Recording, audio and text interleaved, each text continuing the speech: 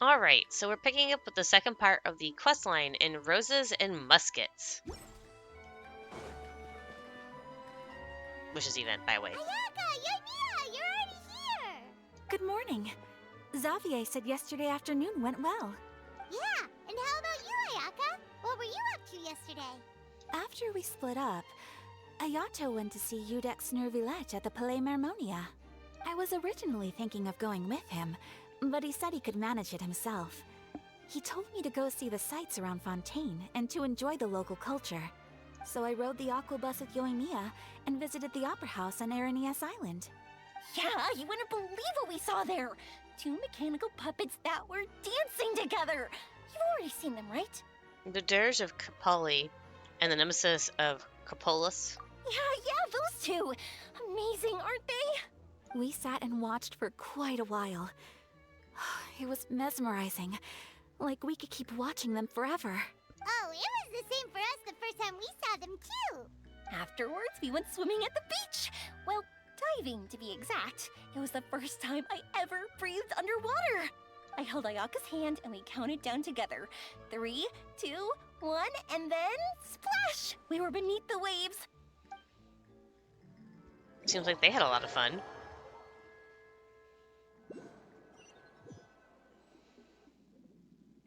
At first, I didn't dare to open my mouth. But once I couldn't hold my breath any longer, I decided to take a big breath in. Turns out the water wasn't as salty as I imagined. It didn't really taste like anything at all. Before I knew it, I was breathing like normal down there. It was an amazing feeling. Ayaka said I was too nervous and needed to loosen my grip. She got used to everything way faster than I did. I knew that the Traveler could do it, so I had no doubt we could do it too. That helped me feel at ease as soon as we dove in. The underwater world in Fontaine truly is beautiful. I love seeing the Romaritime flowers blossoming underwater, like little candles lighting up the streets at night. Yeah, and there were so many creatures that we've never seen in Inazuma. Like those fish that shimmer like a sword blade. Whoosh! Oh, and those big fish that call when they see people. Ooh. Oh, those are bubbler beasts. Oh, you mean Hunter's Rays and Blubber Beasts! I just love the name Blubber Beast. Just wait till Pops and the others hear about this. They probably won't believe a word I say.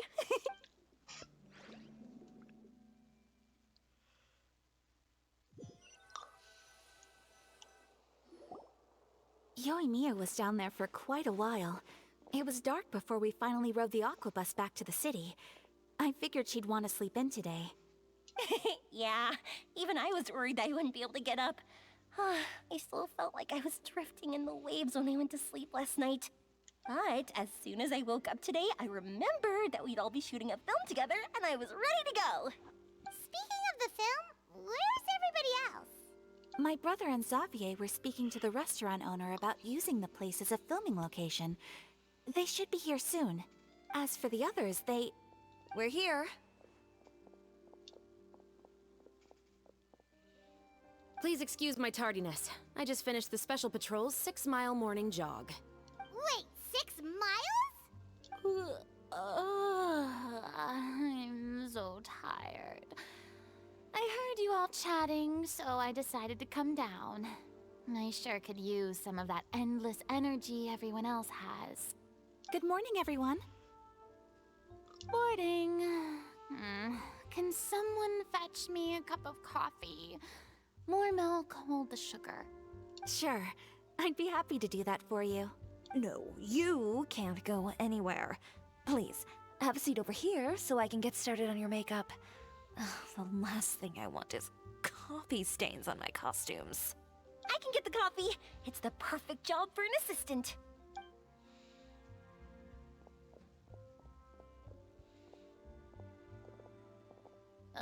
So much energy.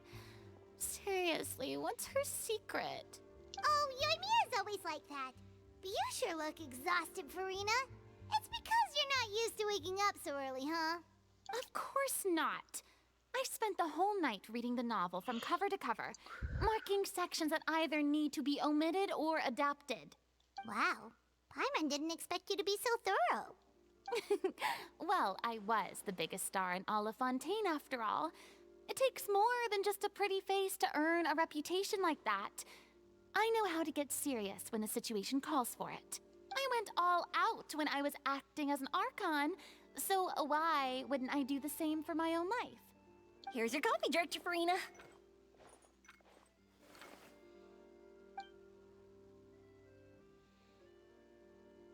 Oh, thank you.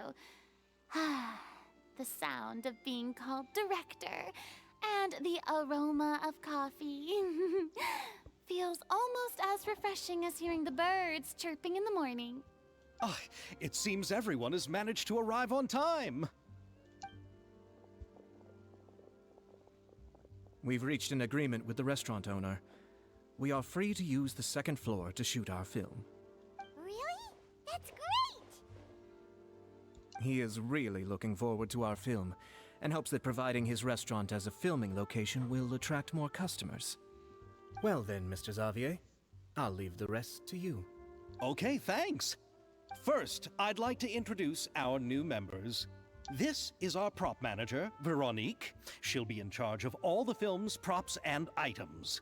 And this is Bonneau, our lighting technician. He'll be in charge of lighting and illumination to set up each scene's atmosphere. Wow. Sure feels like we have some real professionals joining the crew now. First of all, please allow me to first express my sincerest gratitude to everyone in the crew. When my investor informed me yesterday that he wouldn't be able to provide the funds, I really thought that this was the nail in the coffin for this film. I had no idea that I'd find so many people willing to help me on such short notice. Thank you. Thank you all from the bottom of my heart. No need to be so cordial, Mr. Xavier. We're all honored to be a part of this. Your works made a profound impression on me when I saw them back in Inazuma. I am sure that someday, this film will be remembered as a prime example of cultural exchange between Fontaine and Inazuma. Yes, the story is the reason I agreed to join. I can't bear to even imagine what this film would look like without the very best director. Anyway, I would like to make a promise to everyone that as the producer of this film, I'll do whatever I can to ensure that everything goes as smoothly as possible. This is not just my film. It also embodies the thoughts and feelings of every person here, as well as the endless effort we are about to pour into it. So, without further ado, the Two Musketeers will officially begin filming now! You may take it from here, Director Farina. All right, listen up, everyone. The first scene takes place when the two young musketeers are living at the Baron's home, still unaware of all that is about to happen to them. We'll need props and lighting to set the scene. Our lead actors can go get their makeup done, and extras, please take this time to go over your positions. Whoa. Seems Farina's really kicking things into gear as the director. Is everyone clear? I don't want anyone traipsing around the set like umbrella finches. All right, cameras will start rolling as soon as the set is ready. Let's make a film that'll make some serious waves in Fontaine. Not the kind of waves that drown people. I mean, the good kind of waves. Seems like she's still a bit traumatized by that. Anyway, let's go see if there's anything we can do to help.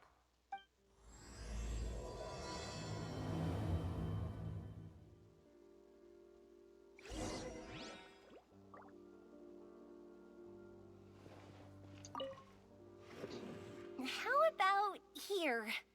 A little more to the left. You got it. Hey, Yoimiya, do you need a hand? No, I'm fine. You know, doing the lighting is kind of like designing a fireworks show. It's interesting to imagine what kind of atmosphere the lights will create. I heard that the Traveler will be operating the camera and Paimon will be the clapper loader, right? Those roles are just perfect for the two of you. Really? Is that because it'll be easy for Paimon to hold the clapperboard while flying? Well, sure, there's that, but that's not exactly what I meant. I just think that after all your journeys together, you two must have developed a super close bond and just naturally know how to work with each other. If I'm not mistaken, the director will want the cameras rolling as soon as the clapperboard goes clack. Actually, we start rolling before that. The clapperboard just gets edited out in post-production. Oh, I see. It's amazing to see the magic behind filmmaking. Yumiya, we need lights over there, too. Oh, on it! I've got to get back to work. Chat with you later. Oh, it's exciting to see so many people working together to bring the film to life. Seems like Yumiya's really getting into it. But she was right. We do have a super close bond, don't we? Of course. Paimon's really happy to hear that.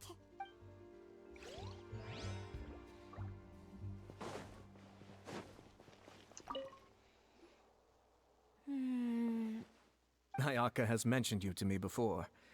She said that you two were great friends when you were kids. No talking. I'm thinking about how to do your eyeshadow. Ah, yes. To help me really look the part.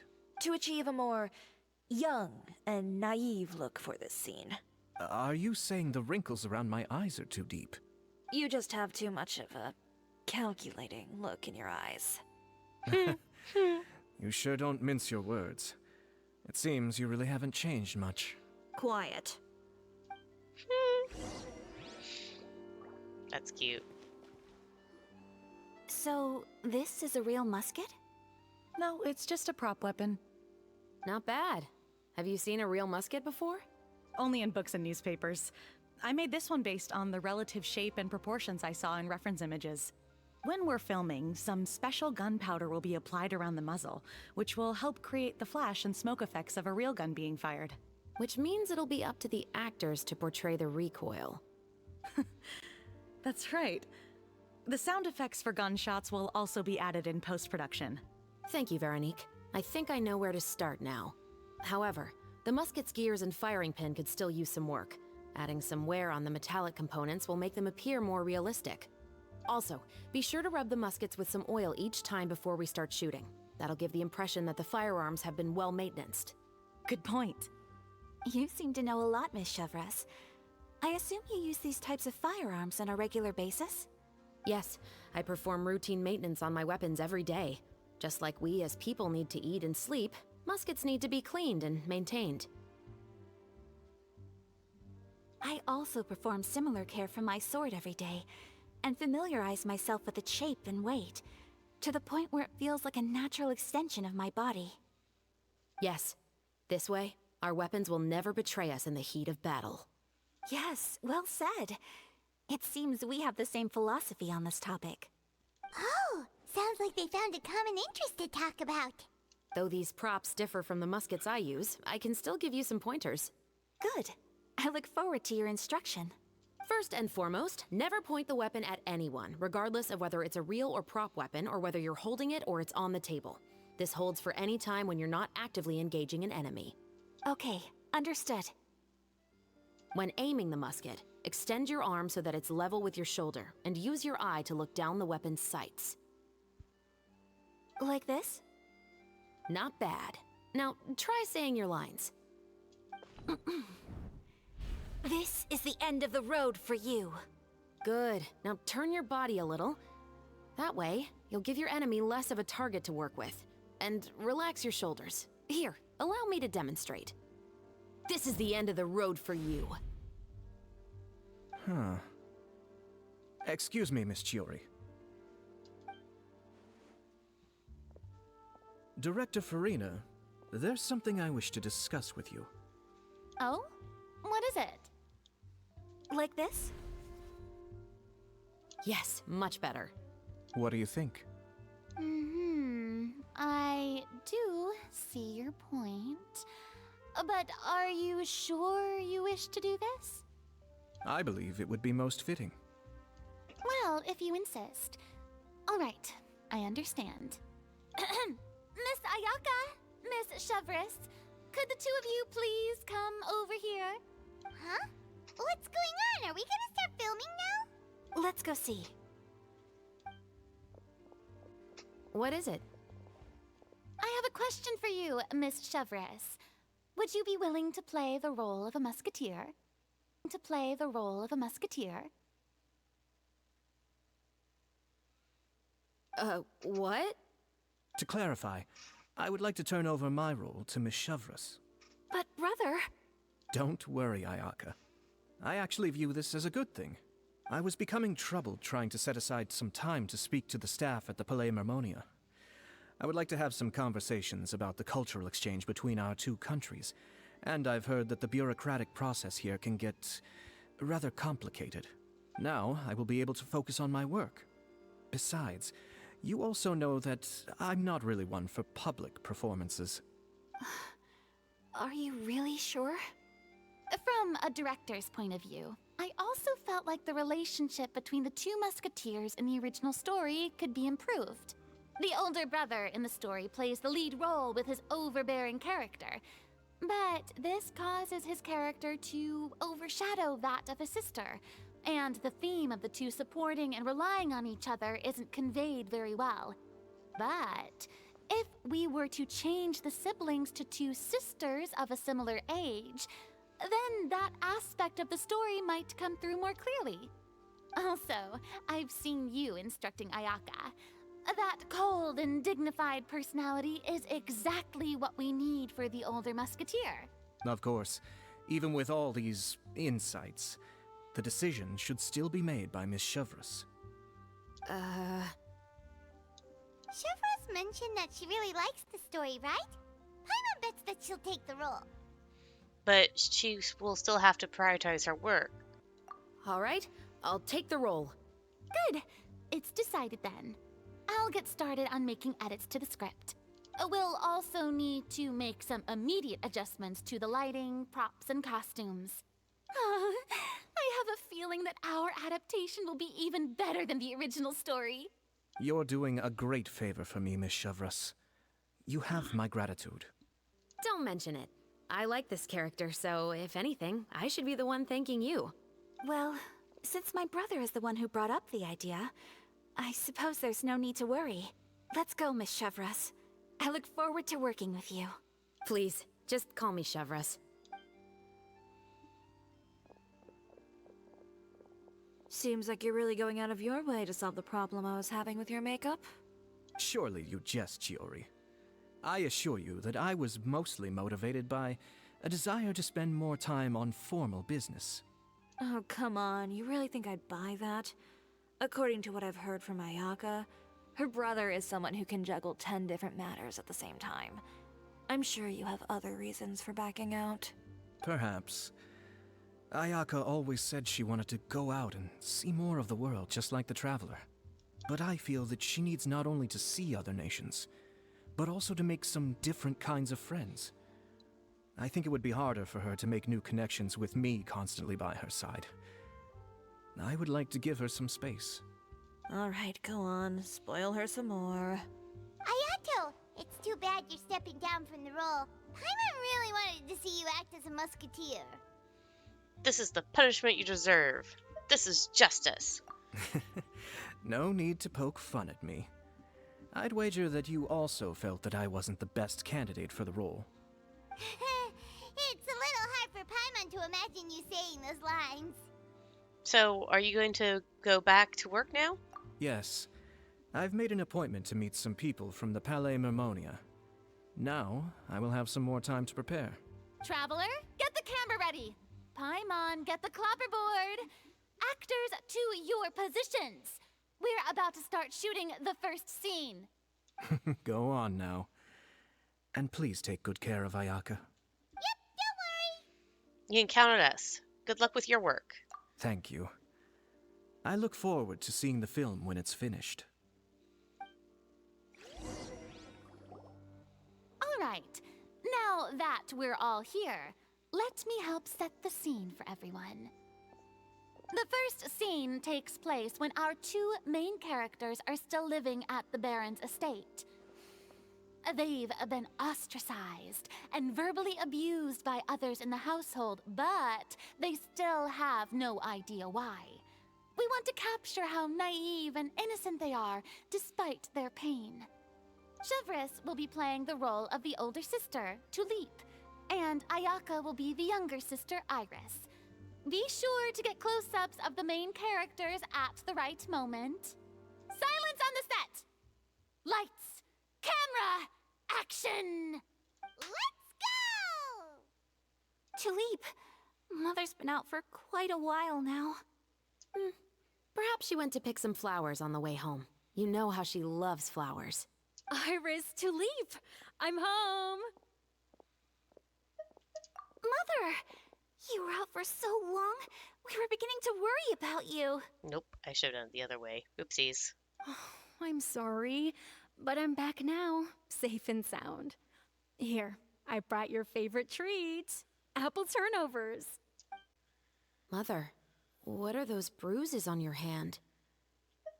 Zoom in for a close-up on the mother. Let's do this one. Huh? What bruises?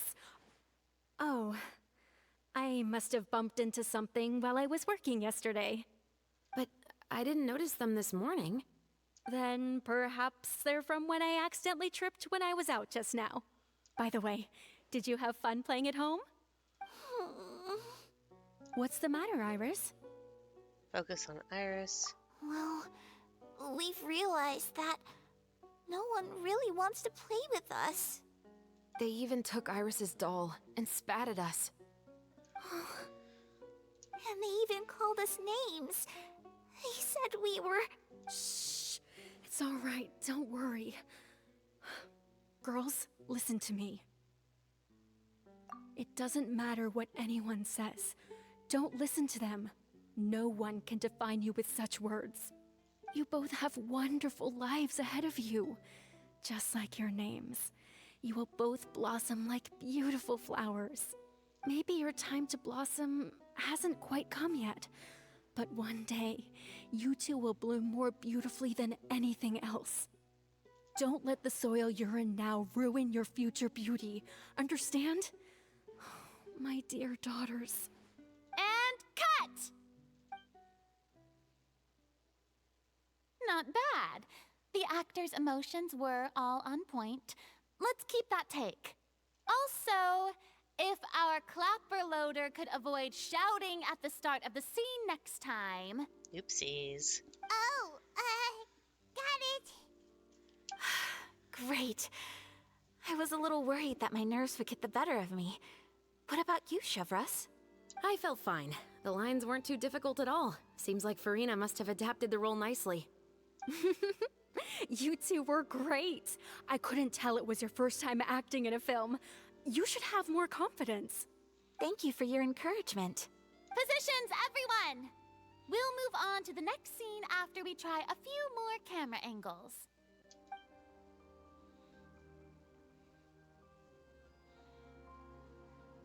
This scene is when our two characters return home, only to discover their mother has been murdered. Ready? Lights! Camera! Action! Mother, we're back. Mother?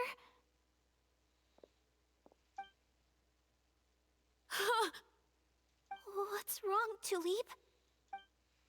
Iris, stay away! Huh? Why? What's... Mother! Mother... She's...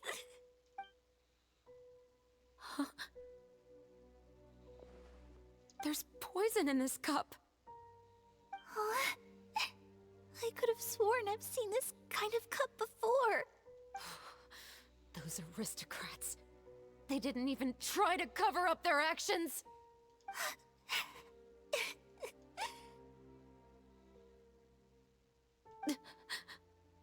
Iris, we need to leave this place. Leave? But now that Mother is gone, where can we even go? Anywhere. All I know is that we can't stay in this house. But are we just going to let them get away with this? We'll have our revenge, I promise you. Just not right now.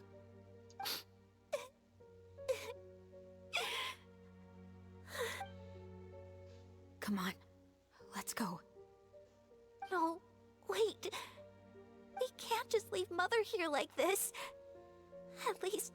At least let me leave this rose with her.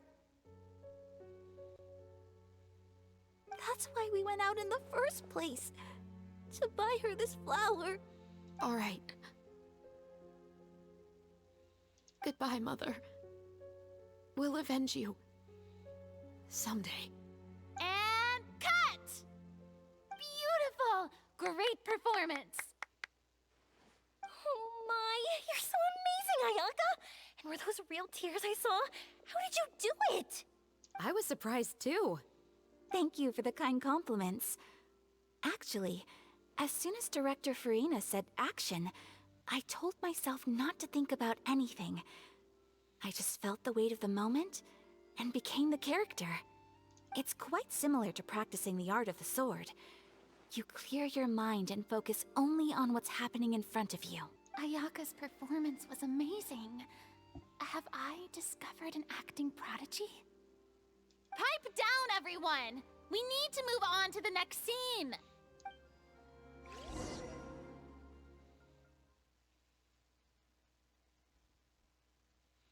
I hope we're not gonna have to go through the whole movie like this. Because that would take forever. Oh good, they're doing a time skip.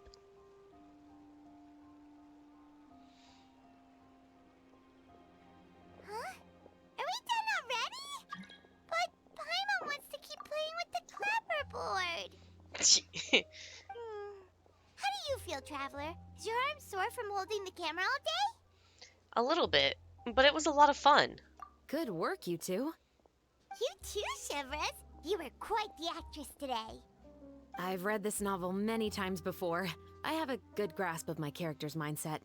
Anyway, do you remember my request from yesterday? Oh, right! We were having so much fun that Paimon nearly forgot. You have a case where the murders seem really similar to the cases in the novel, right? So, how are they similar exactly? In the story, the main characters grow up to become two musketeers, always using their guns to carry out their revenge. And on each of the victims, they place a rainbow rose as a signal that they've returned. So you mean there were rainbow roses in your case, too? Yes, that's correct. We found rainbow roses just like in the novel. Seems like you're connecting the dots now. Oh, that does sound pretty concerning. Especially after seeing the script today. Oh, now Paimon can't stop wondering what kind of ulterior motive the murderer might have. What do you think, Traveler? You're smart. Paimon wants to hear your thoughts. If we're only here to assist, then I think we can join the case. Good. On behalf of Fontaine's Special Security and Surveillance Patrol, thank you for your dedication to justice. There's no time to lose. We should start investigating right away. Follow me. Huh? Right now? Well, we just got done filming all day. Paimon's so tired. The most valuable intel always comes after nightfall. They are like small, remote islands in the middle of the sea. If you don't stay vigilant, you will pass right by them in the fog. That's how one of my favorite books always puts it, at least. So, where are we going right now? Let's start by checking out some workshops that sell mechanical components. If the culprit is making their own weapons, it's very likely that they'll visit those sort of places.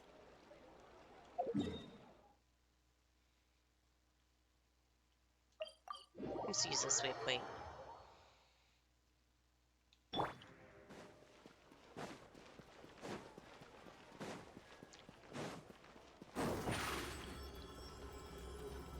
Surprise! Oh, look who it is. Livre. Welcome to LeChaux's Clockwork Workshop. How can I help you? Hello. I'd like to know if anyone has purchased some special components lately. Special components? Sorry, could you be more specific? I mean the kind of components that aren't typically used for clockwork toys, but for firearms. Huh? For firearms? No, we don't sell those sort of things here. Don't misunderstand. I'm not here to cause any trouble. We are merely investigating a case, and we're hoping that you could cooperate. Well, to be completely honest, I'm not even sure what kind of components that would entail. Has anyone ever purchased components here as an individual rather than on behalf of an organization? We have a lot of customers who buy toys, but those who buy components are all regular customers who buy in bulk on behalf of their organization. Is that so? I understand. Thank you for your cooperation. You're welcome. It's the least I can do.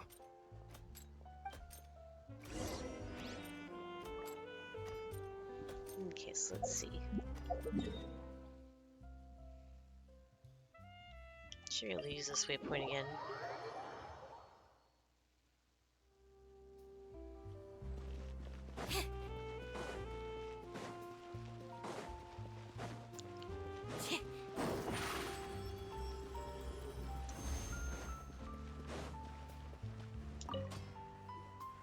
Oh, hey, Chevris.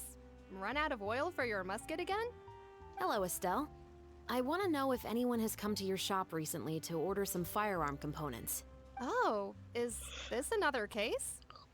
I don't think so. Oops. Some people have requested that I make some prop guns for the Fontanalia Film Festival, but I refused all of those requests. Oh? Why's that? Because there's no profit! I only make things here that can do some real heavy lifting. I don't have the energy to make some new molds just for the festival. Then has anybody come specifically looking for mechanical components? Well, I usually sell off my scrap to the Fleuve Cendre. I don't typically give them to one specific person. I understand. Thanks for your cooperation. Don't mention it. Always happy to have the Musketeers' patronage. Seems like we haven't found any leads to go off yet. Yeah, unfortunately. All right, let's head to Fleuve Cendre next. Huh? Are you sure? People might not be so thrilled to see the captain of the special patrol there. You think so, huh? Then I guess you don't know Huh? Know what?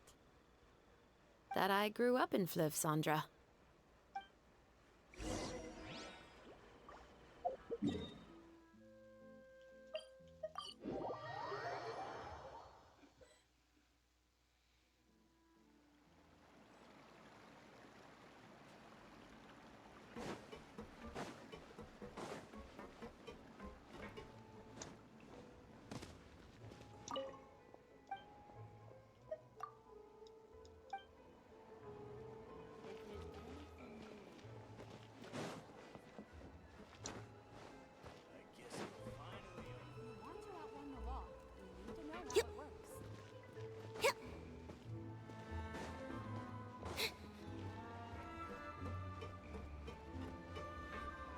Oops.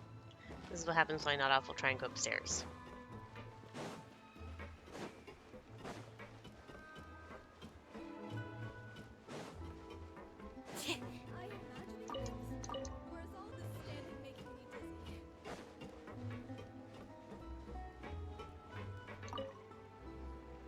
Hello, I'd like to ask some questions. I don't know anything. Don't worry, I'm not here to arrest anybody. You say that now. It's the truth. Here, take this as my guarantee. Wait, did Paimon just see what she thinks she saw? Is the captain of the special patrol bribing a citizen? Shh! Keep your lips sealed and no one will ever know. Besides, it's called buying info. Seems you're different from the other guards. What do you want to know? Have you heard anything related to muskets in Fleuve Cendre lately? Anything at all? Muskets, huh? All I know is that about 2 weeks ago, we started hearing some loud noises at night. So loud that it's been waking me up. Were they gunshots? Possibly. It's hard to tell around here. Someone's house collapsing, a pipe exploding somewhere, it's all the same. But the noises I'm talking about definitely happened after I fell asleep. Do you know where the noises were coming from? I don't remember clearly. Is it that you don't remember, or that you need to think about it some more? You tell me. Then She wants please, more money. think about it some more. She's giving her even more mora. I didn't see anything. Maybe she's just giving out some pet de fruit. The noises came from the end of the Southern Waterway. I came out and had a look for myself and I wasn't sleeping well, but I didn't dare get too close. That's all I know. All right, I'll take your word for it. Thanks for the pâte de fruits.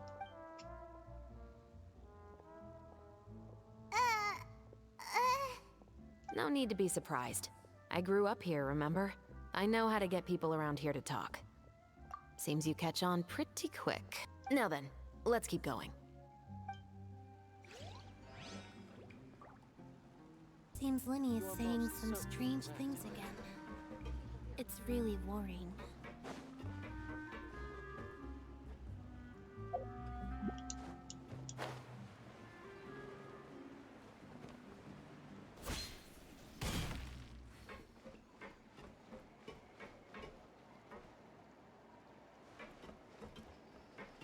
I really need those parts. Finally on the right. It's taking him so long.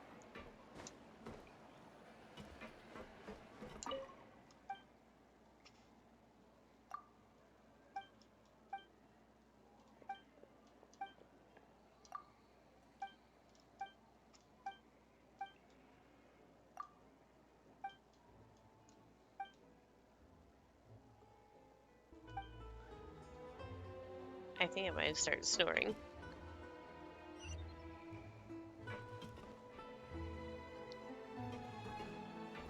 Where is the other one? Over here. Okay. It's been a while, Tetro. Please, just get on with your request. I want to know if you've heard anybody talking about muskets lately. Information isn't free, you know. I've heard that bandits have been extremely active in the countryside recently, and they've been affecting the delivery of goods to Poisson. I can allocate some more manpower to help out with that problem. What do you say? You're still as helpful as ever. One of our men got drunk at dinner about a month ago and lost his gun. 3 days later, it turned up in the corner here. What's weird about that? He just forgot where he put it, right? This is Fleuve Cendre, my friend. Anything of value left in the tavern won't ever make it to the next day. But that gun turned out to be an exception. It didn't get any new wear and tear on it, and didn't even appear to have been fired. We were quite mystified as to what could have happened. I suspect it came back because the weapon was already known to the guards. You mean, a criminal was afraid the Marechaussee Phantom would use the shot marks to track them down? Maybe.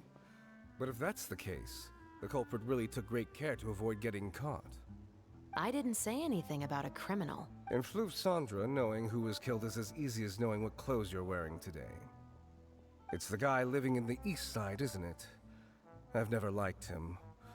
Every time he's here, he just orders a drink and sits there with a nasty look in his eyes. So, who was the one who lost the gun in the first place? Don't bother. Even if you ask, he wouldn't admit to owning a gun to some strangers. Not to mention the captain of the Special Security and Surveillance Patrol. He's right. I know you grew up here, Chevres. Even though you're on good terms with the Spina, you've still been gone too long. Not many people know you here now, and a lot of people don't like the Special Patrol. I know. So take my advice and don't show your face too much around here. It's for your own safety. I'll come and go as I please, and I'm afraid I'll be appearing more often due to my work. All right. Don't say I didn't warn you. I am struggling to keep my eyes open. Finally on the right path. I had a terribly upset tummy yesterday and was having trouble sleeping. You gotta keep up with the changing times.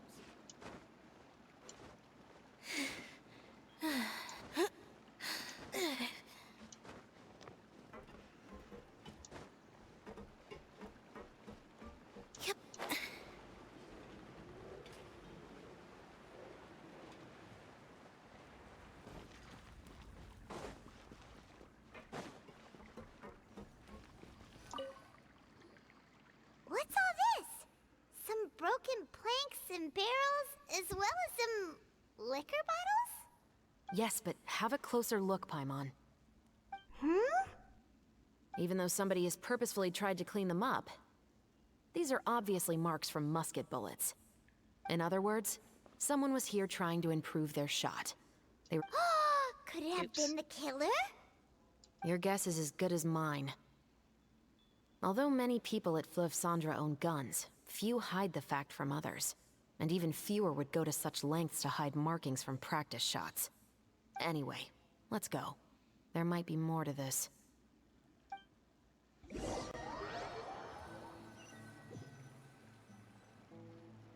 Seems like that's all we'll be able to uncover for today. Paimon feels like we managed to learn a lot more here than up on the surface. Yes. Assuming that everything we found is indeed connected to our suspect, then their timeline was probably something like this.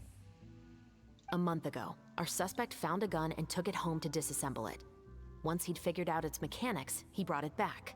In the following weeks, he used some parts to create his own makeshift musket, and took it to the Fleuve Cendre for target practice. Then, a few days ago, he found his target and carried out the murder. Once the deed was done, he left a rainbow rose on the body, just like the scene in the novel. That all makes sense to Paimon, but we're still no closer to figuring out the killer's identity. The deceased was a resident of Fleuve Cendre. It's said that he was a poor, solitary man. Yeah, that's also something I'm trying to figure out. If we are indeed following the novel, and there's a story behind the murder, then this murder should be an act of vengeance. But according to our investigation, the deceased didn't have any enemies. He was no saint, but no one's heard of a rival who hated him enough to shoot him dead, much less care to leave a rose on his body. What message is the killer trying to convey, and to whom exactly? Could they be the novelist? We've thoroughly investigated that possibility. He claims to have spent the whole day at the Opera House on the day of the murder, and the staff there have confirmed his account. Okay, so he has an alibi. Not only that, he lacks a credible motive as well. He has a family of his own, and both of his parents are still alive.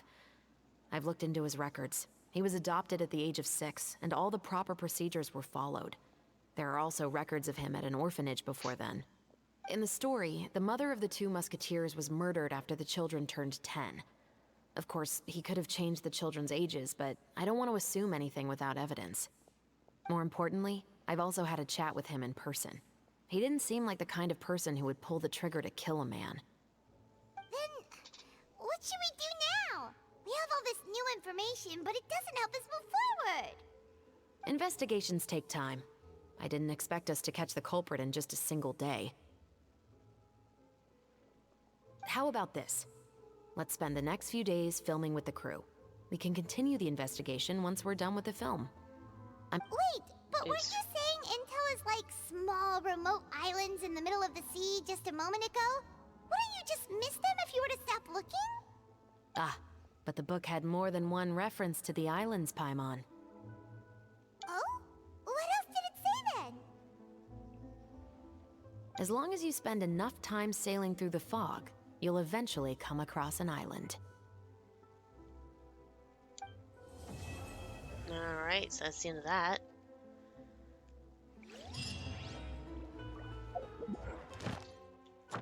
And all my commissions are done for today. Alright, so that's going to be it for this segment of Roses and Muskets questline, and I'll see you guys later!